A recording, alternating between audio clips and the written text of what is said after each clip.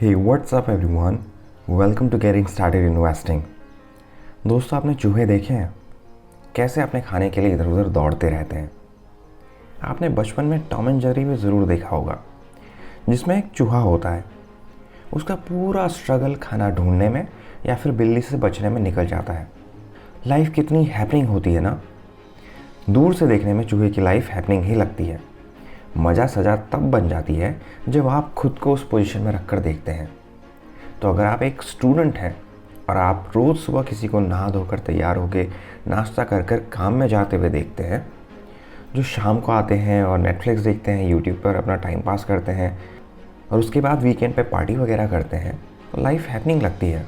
पर कुछ साल रुकिए, आपको सारी हैपनिंग का पता चल जाएगा। जो लोग 9 to 5 में स्टक हैं, उन्हें अच्छे से समझ में आ रहा होगा मैं क्या कहना चाह रहा हूँ। आप एक रैट रेस का हिस्सा हैं। आपकी ज़िंदगी घर से ऑफिस और ऑफिस से घर और वीकेंड में पार्टी में निकल जाता है। And that becomes the definition of life for you. आप भटकते बहुत हैं पर पहुँचते कहीं भी नहीं। आप मेहनत बहुत करते हैं पर पाते कुछ भी नहीं। आपकी ज़िंदगी या तो सोसाइटल नॉर्म्स या फिर बिल पेमेंट करने में निकल जाती है। So is there any way out? To know the answer, just keep watching. Let's start with the 50-30-20 rule.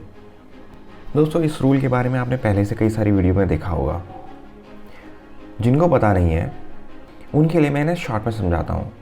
Let's say you make 1 lakh rupees a month, so 50% of that income should be spent on your needs, यानी आपके घर के खर्चे, आपका rent वगैरह, जिसके बगैर घर नहीं चलता। And 30% of that income should be spent on your wants like vacation, party and etc. And remaining 20% of that 1 lakh rupees should be spent on your savings, बुरे वक्त के लिए। अगेन, ये रूल भी अंग्रेज़ों का है, जहाँ पर बहुत ज़्यादा कंज्यूमरिज्म है। लोगों को लोन लेना रिलेटिवली ईजी है, बट इस रूल में बहुत सारी खामियां हैं। अगर आप अपनी सैलरी का सिर्फ 20% ही मंथली सेव करेंगे तो आपकी मंथली बजट के बराबर आपको सेव करने में 4 महीने लग जाएंगे। फिर तो बहुत ही ऑब्वियस है आपका रैट रेस में फंसना, क्योंकि आप कभी भी एंड्स मीट नहीं कर पाएंगे और इसके लिए लगातार आपको काम करना पड़ेगा। पर अगर आपको रैट रेस से निकलना है तो एक ही तरीका है, fire. You need to define what's your magical number is. अपने मैजिकल नंबर को अचीव किए बगैर आप खुद को फाइनेंशियली इंडिपेंडेंट कह ही नहीं पाएंगे। अब फायर क्या है और ये मैजिकल नंबर क्या है, इस पर मैं एक ऑलरेडी वीडियो बना चुका हूँ। अगर आपने वो वीडियो नहीं देखा है तो चैनल के डिस्क्रिप्शन में जाकर ज़रूर देख लें, because if you don't, you are going to miss out on something really important. Problem समझ ली, अब सोल्यूशन की बात करते हैं, क्योंकि फर्स्ट पार्ट ये समझना है कि yes there is a problem. तो आप अपना फ्रीडम प्लान कैसे बनाएंगे? Number 1, emergency fund. दोस्तों, आपके पास आपकी मंथली बजट का 3 to 6 टाइम्स हमेशा अवेलेबल होना चाहिए, क्योंकि अगर आपकी जॉब या मेन सोर्स ऑफ अर्निंग चली गई तो आप बहुत बड़ी मुश्किल में आ जाएंगे। The first line of action is to cut down on your spendings and create an emergency fund.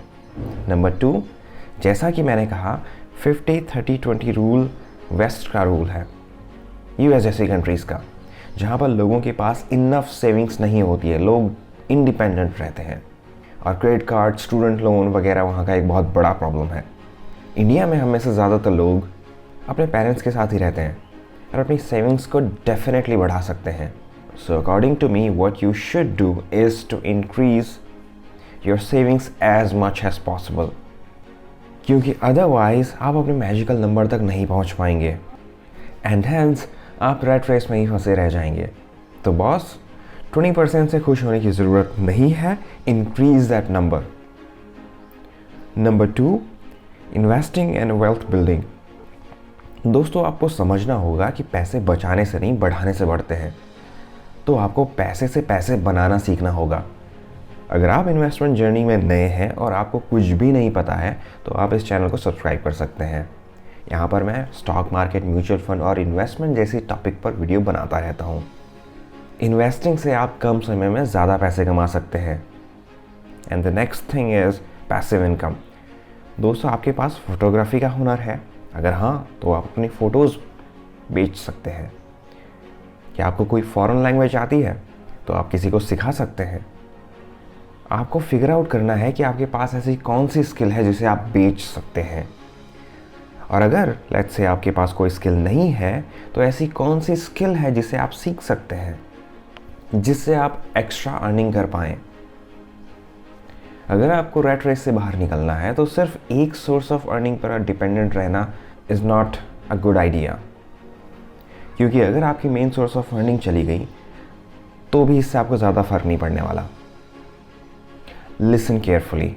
Rat race से बाहर निकलना आसान नहीं है, पर उससे पहले आपको ये समझना ज़रूरी है, it is going to demand a lot of work. Look, for most of us, rat race is the easiest path to take, and they are right. सुबह उठो, जॉब पर जाओ, 9 to 5 काम करो और नेटफ्लिक्स देखो और वीकेंड में पार्टी करो, सो जाओ एंड लीव द रेस्ट। पर कब तक? If you think you can do it for the rest of your life, then it's the best thing for you. But if you think you work at a dead end, then sooner or later you will have to think about it.